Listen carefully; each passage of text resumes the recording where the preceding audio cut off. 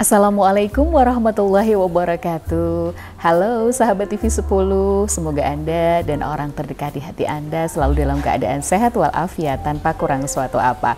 Alhamdulillah kami kembali menjumpai Anda lewat TV 10 dalam program Bincang Psikologi bersama saya Carla Ratna. Dan kali ini kami berkunjung kembali ke Padepokan Patrap Surakarta milik dari psikolog kita Bapak Setio Purwanto. Beliau selain psikolog juga merupakan dosen Fakultas Psikologi Universitas Muhammadiyah Surakarta. Assalamualaikum Pak Setio. Waalaikumsalam warahmatullahi wabarakatuh. Suara burung di tengah gerimis kayak gini syahdu ya Pak. Memang Padepokan Patrap ini selalu dirindu kalau syuting ke sini karena suasananya. Baik Pak Setio, di kesempatan kali ini kita akan bicara tentang hubungan. Hubungan ini kan tidak melulu tentang hubungan percintaan, tapi bisa juga pertemanan, bisa juga hubungan pertemanan di tempat kerja dan lain sebagainya. Nah, tujuannya kalau menjalin hubungan itu kan pasti arahnya ingin mendapatkan kebahagiaan ya Pak ya. Tetapi terkadang di situ, di dalam sebuah hubungan ini tidak melulu tentang hal-hal yang indah saja. Kadang ada pertengkaran, percekcokan yang justru membuat kita lelah lahir batin. Ya Pak ya. Nah, hubungan yang berdampak buruk pada kesehatan mental dan jiwa kita, mental dan jiwa ya, juga ke fisik tentunya, kita mengenal istilah toxic relationship. Ya Pak, kalau dari sudut pandang psikologi, toxic relationship itu apa sih Pak? Iya, itu toxic memang sering kita dengar ya. Iya. Toxic gitu. Hubungannya toxic. Cowok toxic gitu. Cowok toxic. Sering ya Pak, cewek toxic gitu juga ada. Kalau diterjemahkan kan racun. Racun kalau diterjemahkan. Jadi kalau kita bahasakan dalam toxic relationship berarti hubungan yang merugikan ya. Karena beracun. Kalau beracun, hubungan yang beracun. Nah, itu hubungan yang merugikan salah satu pihak. Nah, ini yang sering saya tangani itu orang merasa tidak sadar. Seringnya tidak sadar bahwa hubungannya itu ternyata hubungan yang toksik. Nah, iya. Dia tidak sadar tapi merasa dirugikan. Dia stres, dia depresi, sampai dia bingung, sampai dia putus asa gitu. Tapi anehnya dia tidak bisa melepaskan dari hubungan itu gitu. Dan itu terus berlanjut. Nah, kemudian dalam proses konseling ya berusaha untuk diskusi, akhirnya sadar kalau ternyata hubungannya masuk hubungan toksik. Nah, itu. Jadi hubungan yang menimbulkan perasaan tidak bahagia meskipun terus menghabiskan waktu bersama ya Pak ya, intinya gitu. Jadi kadang banyak orang yang tidak sadar hubungannya adalah hubungan yang toksik. Berarti kita harus mengenali dong hubungan yang toksik atau apa ya, ciri atau kapan sih hubungan itu dikatakan toxic relationship? Ya. Ketika seseorang itu ada satu hubungan dengan relationship ya, ada hubungan dengan orang lain yang tentunya hubungannya ya tidak sekedar pertemanan gitu ya, tapi hubungannya itu hubungan yang dekat, bisa sahabat atau bahkan pacar. Bisa juga suami istri ya? Bisa juga suami istri gitu. Nah, ciri-cirinya itu kalau dia sudah merasakan stres gitu ya, depresi, kemudian dia pokoknya dia stres karena perilaku pasangannya gitu. Tapi dia tidak bisa ngapa-ngapain gitu. Semacam tidak berdaya gitu. Ya, tidak berdaya. Dan memang orang yang toksik, orang yang merugikan itu. Jadi orang yang bukan yang dirugikan ya, tapi orang yang merugikan itu memang dia memiliki satu kemampuan untuk bagaimana mengikat orang itu agar dia tidak bisa lepas. Oh, jadi salah satunya kebergantungan pasangan terhadap pasangannya itu yang bisa juga dikatakan toxic relationship juga. Bagaimana? Yang apa namanya? Karena terikat ya, berarti kan mungkin membuat pasangannya merasa bergantung dengan pasangannya gitu. Kalau nggak ada kamu, kalau nggak ada aku, kamu nggak bisa apa-apa, itu salah satunya. Ya. Jadi kayak yang dirugikan tuh nggak bisa berbuat apa-apa gitu loh. Hanya mengikuti apa yang dia lakukan dan dia merasa dirugikan gitu. Tapi tidak bisa melawan, tidak bisa berbuat apa-apa. Tapi stres gitu. Yang termasuk itu seperti sikap seperti apa, Pak? Posesif apakah juga merupakan ini, Pak? Nah, kan banyak yang bilang diposesifin sama pacarnya atau diposesifin sama suaminya itu ada yang merasa ya udah itu berarti bukti cinta ya, atas nama bukti cinta atau saking cintanya diposesifin. Sebenarnya kalau dari sudut pandang psikologi itu sudah termasuk toksik atau enggak sih, Pak? Posesif? Iya. Posesif itu akan menjadi satu bukti cinta tadi. Dia mengatakan bahwa dia cinta, dia begitu sangat memperhatikan, dan ya kalau biasanya kalau perempuan ya, itu kalau memang dia menjadi orang yang paling spesial di mata laki-laki, seorang laki istimewa, paling istimewa, kemudian dia betul-betul diperhatikan di ini itu nggak punya daya apa-apa. Padahal terus ini ya, mohon maaf ada yang juga mungkin merasakan hal yang sama, pertemanannya harus terputus. Maksudnya lingkupnya dia itu jadi kecil sekarang ini karena diposesifin gitu loh, ya kan Pak? Iya. Sampai ada yang tidak, kalau suami istri sampai ada yang tidak boleh keluar rumah. Iya betul. Sampai pacar, kalau pacar itu kemana-mana memang dia sangat tanggung jawab itu, misalnya ya antar jemput, kemudian mau apa-apa itu memang dia selalu siap sedia, dianterin kemana-mana gitu ya. Iya, tapi di sisi lain memang dia tidak boleh apa-apa. Kalau ini marah dia, cemburunya minta ampun. Apalagi sampai ini ya Pak ya, banyak nih perilaku anak-anak yang ABG terutama yang baru pacaran aja sudah sama-sama saling HP-nya tuh pokoknya sandinya kamu, sandinya aku, atau media sosial sampai dikuasai. Ini juga posesif ya Pak ya? Iya. Mungkin kalau hanya sandi mungkin ini ya kalau itu saling diterima enggak apa-apa. Gitu. Tapi kalau sadap menyadap ya. Nah itu. Jadi sampai segitunya gitu ya. Ya kalau pacaran sudah melampaui hal-hal yang seperti itu ya bisa jadi toksik kan, baru tahapnya tahap itu aja sudah melarang ini, melarang itu, nggak boleh ini, nggak boleh itu, nggak boleh sama dia, nggak boleh sama mereka, itu sudah toksik, sudah toksik. Tapi ya sekali lagi bahwa memang kadang-kadang orang yang toksik, jadi orang yang merugikan, orang bukan yang dirugikan itu semacam seperti apa ya, sudah satu perilaku dia, sudah habit, sudah karakter gitu loh. Oh sudah karakternya? Kadang-kadang sudah karakter, macam seperti posesif itu kan bukan dibuat-buat gitu. Iya. Karakter. Dan ada yang memang punya bakat. Waduh, posesif bakat Pak? Iya, posesif itu ada yang sudah bakat, ini maksudnya bakat mengikat perempuan itu sudah punya dia punya style keahlian untuk mengikat perempuan. Itu apa sih Pak, dia dominan atau bagaimana? Sebenarnya bukan dominan, tapi kalimat-kalimatnya itu bisa betul-betul perempuan nggak bisa apa-apa gitu. Iya. Terbuai lah ya. Terbuai, betul. Jadi ya kamu ini wanita paling spesial. Iya. Misalnya begini. Aduh Pak Setia pinter deh. Oh, bukan ya? Itu bukan rayuan ya? Di dunia ini hanya ada perempuan yang ada di hatiku. Satu ibuku, yang kedua kamu. Wow, gitu tuh. Perempuan kelepek-kelepek gitu. Langsung ya, melting, meleleh maksudnya.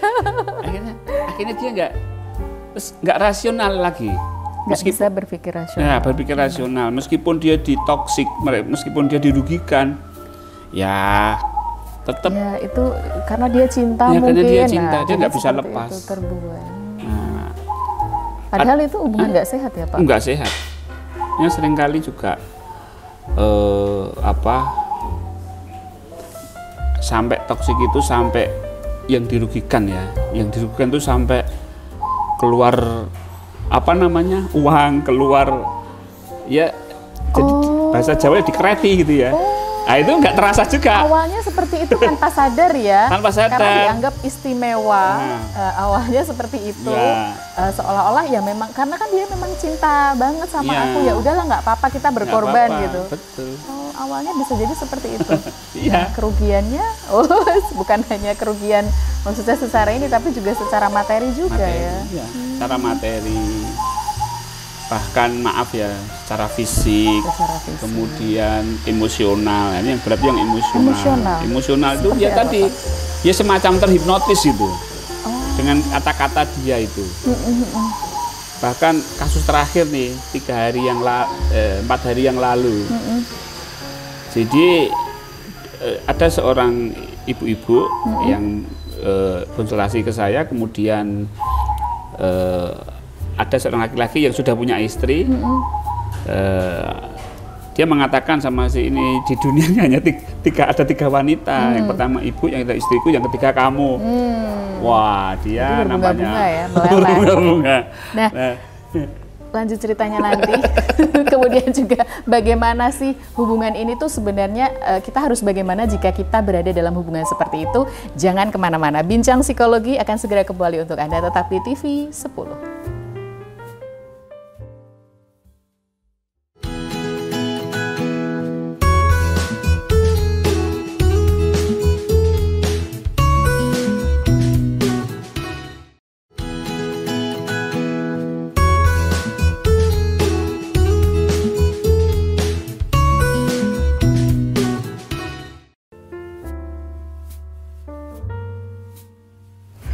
Sahabat TV 10, terima kasih Anda masih bersama kami dalam program Bincang Psikologi dari TV 10 bersama saya Carla Ratna dan juga psikolog kita Bapak Setio Purwanto. Kali ini kita ngobrolin tentang topik yang sering kali terjadi namun tidak disadari, yaitu toxic relationship ya Pak ya.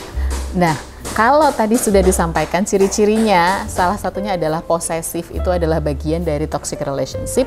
Kemudian kalau sudah terjebak dalam hubungan seperti ini, apakah bisa diperbaiki Pak sebenarnya? Ya, bisa. Bisa. Biasanya kalau sudah betul-betul yang dirugikan itu betul-betul sudah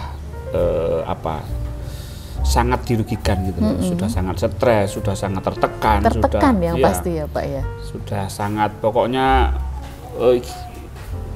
dia kan dalam kebingungan antara dia berat melepas, tapi kalau tidak lepas dia sangat dirugikan. Jadi itu yang membuat dia semakin stres gitu, stres dengan dirinya sendiri. Karena sebenarnya. Dilema itu tadi dilema itu tadi. Mau lepas nggak bisa, kalau diteruskan kok semakin banyak kerugiannya. Nah, itu sebenarnya yang diperlukan adalah satu kesadaran dulu ya. Kesadaran dari yang korbannya ini tadi. Korbannya ini, jadi dia harus lebih aware dengan apa-apa yang sudah dilakukan oleh pasangannya. Nah, setelah itu tentu dia harus mencari cara bagaimana bisa keluar. Ya, kadang-kadang orang yang misalnya orang yang kena toksik itu biasanya orang-orang yang kurang percaya diri.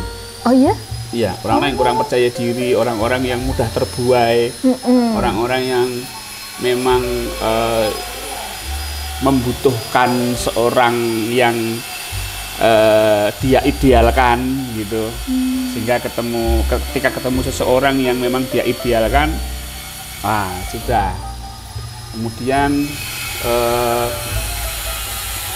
kalau ini tadi tentang solusinya, berarti memang dia harus mencoba untuk menghargai dirinya sendiri. Menghargai dirinya sendiri. Nah, iya. Jadi dia harus fokus ke dirinya sendiri. Jadi kan dia dirugikan gitu, tapi dia lebih mementingkan hubungan. Iya. Ya, lebih mementingkan hubungan atau lebih mementingkan dirinya sendiri. Dia harus mengkaji itu. Ketika dia sudah menentukan, berarti saya harus menentukan, saya harus menghargai diri saya sendiri. Nah, ketika dia menghargai diri sendiri, muncullah sebuah penghargaan, muncullah sebuah kesadaran, muncullah sebuah kemauan. Oh, saya harus melepas.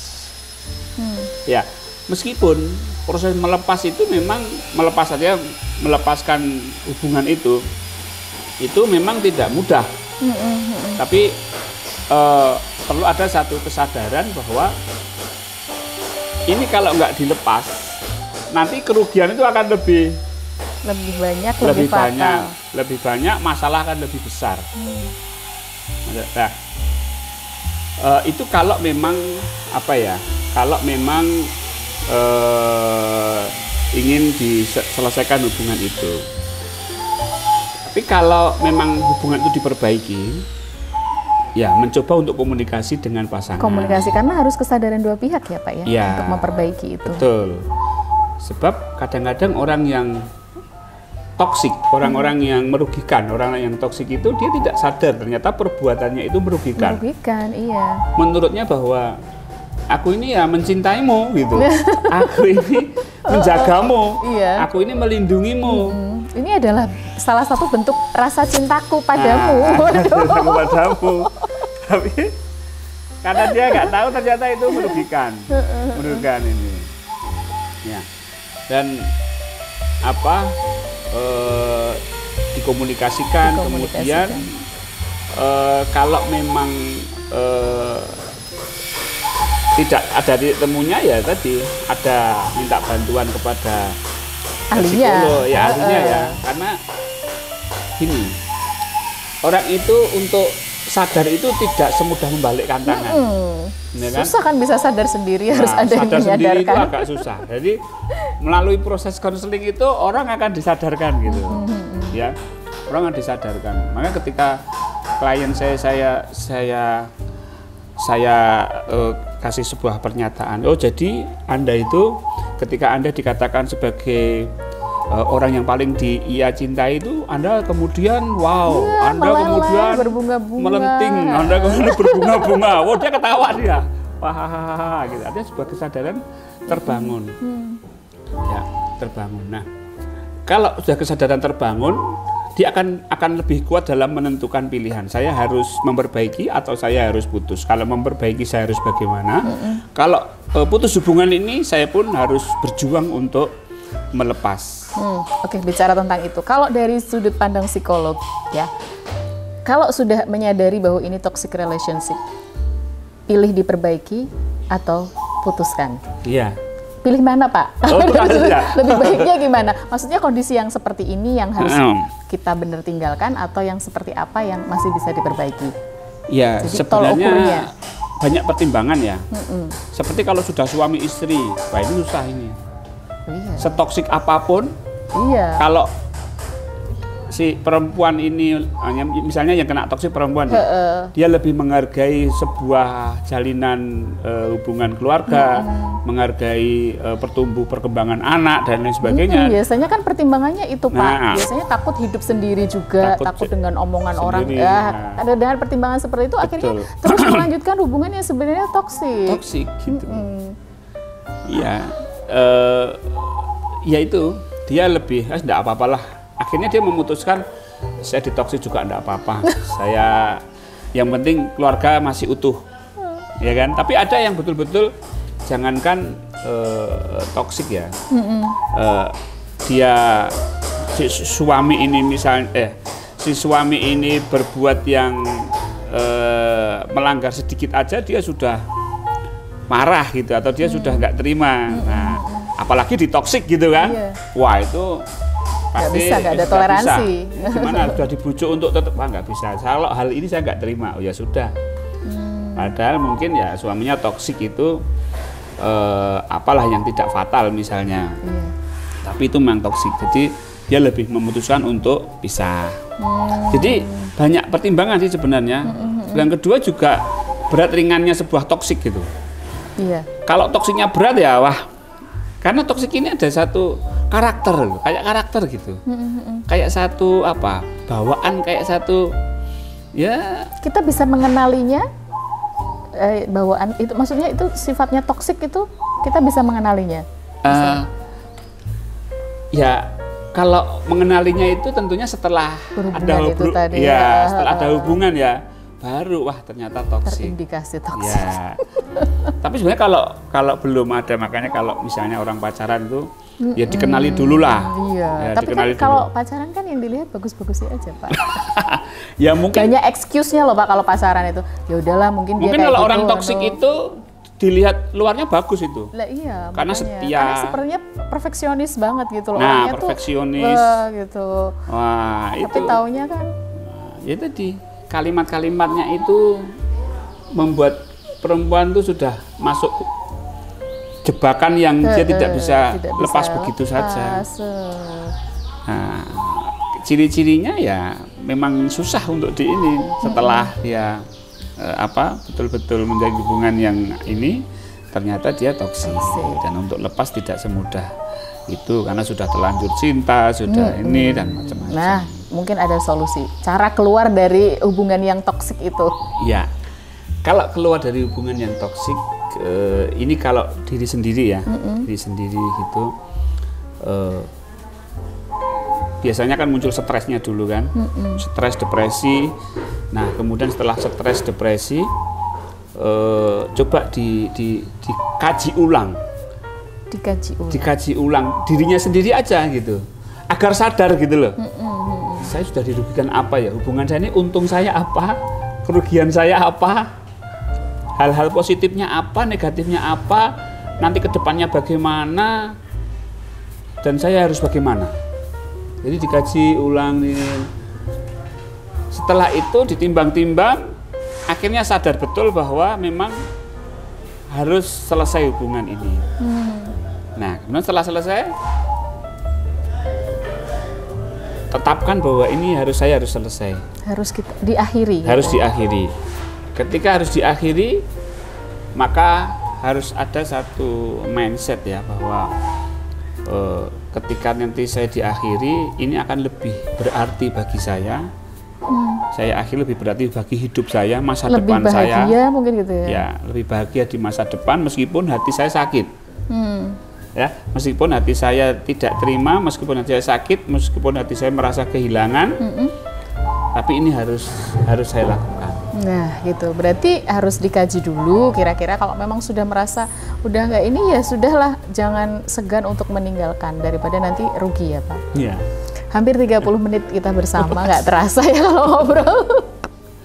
Mungkin ada yang mau disampaikan untuk sahabat TV 10 terkait dengan tema kita di kesempatan kali ini, Pak Setio. Iya, toksik ini siapa saja bisa kena. Betul. Ya, siapa saja bisa kena. Ada orang yang memang memiliki satu kemampuan untuk toksik gitu. Tapi akan lebih baik jika kita itu selalu waspada ya. Terutama terutama perempuan yang mudah sekali dengan terbuai, gampang meleleh ini. Jadi ya dalam hubungan itu kita harus rasional, ya harus rasional, harus realistis begitu. Kalau memang tidak baik ya putus-putus, kalau memang tidak baik ya enggak. Ya, sebelum habis-habisan. Baik, terima kasih Pak Setio. Sahabat TV 10, pengertian, tanda dan juga solusinya tadi kita sudah bahas bersama ya. Dan apa yang harus kita lakukan ketika kita terjebak dalam toxic relationship. Kesehatan mental kita ini adalah hal yang penting untuk dijaga karena kebahagiaan kita yang ciptakan. Baik, terima kasih sekali lagi untuk kebersamaannya. Kita berjumpa kembali dalam Bincang Psikologi di lain kesempatan. Saya Carla Ratna dan Bapak Setio Purwanto undur diri. Tetap di TV 10, inspirasi dan edukasi. Wassalamualaikum warahmatullahi wabarakatuh.